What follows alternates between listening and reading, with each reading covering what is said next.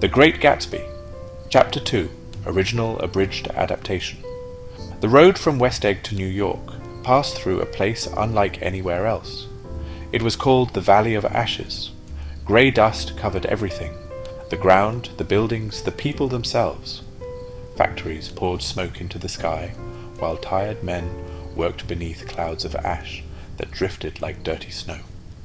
It felt forgotten by the world, caught between wealth and poverty, hope and despair. Watching over it all was an enormous faded billboard. A pair of giant blue eyes stared down through yellow spectacles. The advertisement had long since been abandoned, yet the eyes remained, silent and unblinking, as though they judged everyone who passed beneath them. One afternoon, Tom insisted I leave the train with him there.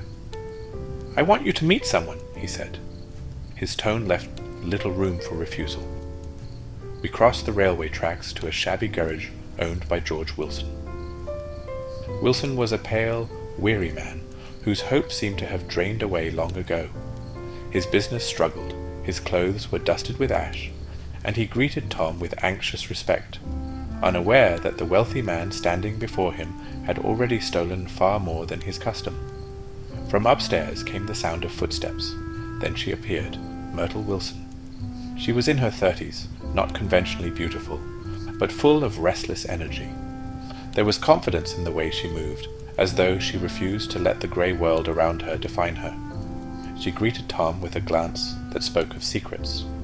Ignoring her husband almost completely, Tom quietly arranged to meet her in New York. George noticed nothing, or perhaps he simply could not bear to see it. Later that afternoon, Myrtle joined us on the train into Manhattan. She sat separately until we reached the city, careful not to attract attention. Once in New York, she transformed herself. She bought perfume, magazines, and a small dog from a street vendor, delighting in each purchase as though every object carried her further from the Valley of Ashes and closer to the glamorous life she imagined. Tom watched her with amused ownership. Together we travelled to a small apartment he kept for their meetings. It was crowded with oversized furniture that tried far too hard to look expensive. Everything suggested luxury, yet nothing truly possessed it. The apartment felt like an imitation of wealth, a stage set where Myrtle could briefly pretend she belonged to another world. Soon, Myrtle invited guests. Her sister Catherine arrived, along with a photographer named Mr. McKee and his wife. The room filled with cigarette smoke, whiskey, and loud conversation. As the afternoon drifted into evening, the drinking grew heavier. Myrtle became increasingly confident.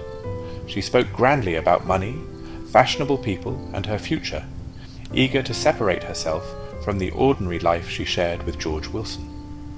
Every sentence carried the excitement of someone determined to become the person she wished she already was. Tom listened with growing impatience. To him, Myrtle was never an equal. She was an escape from his marriage, nothing more. The conversation eventually turned to Daisy. Myrtle began repeating Daisy's name again and again, her voice growing louder with each mention. Tom warned her once. She ignored him. She mocked Daisy openly. Again he told her to stop. She refused. In a sudden flash of anger, Tom struck her across the face. The room fell silent. Blood ran from Myrtle's nose as the laughter, music, and conversation vanished in an instant. No one challenged him. No one left. The party simply collapsed into uneasy silence, exposing the cruelty that had been hiding beneath the afternoon's careless glamour. Much later, my memories blurred by whiskey and exhaustion, I found myself leaving the apartment and stepping back into the cool New York night. The bright lights of the city still glittered around me, yet all I could think about was the strange contrast I had witnessed. In one world there were magnificent mansions, polished manners, and elegant dinner parties. In another there was dust, deception, loneliness, and violence, and somehow the same people belonged to both. Our journey through The Great Gatsby continues tomorrow. Join me for the next chapter as Gatsby's remarkable story unfolds, revealing more of the dreams, secrets, and heartbreak that lie ahead. Subscribe so you don't miss the next installment. Until then, Thank you for listening, and good night.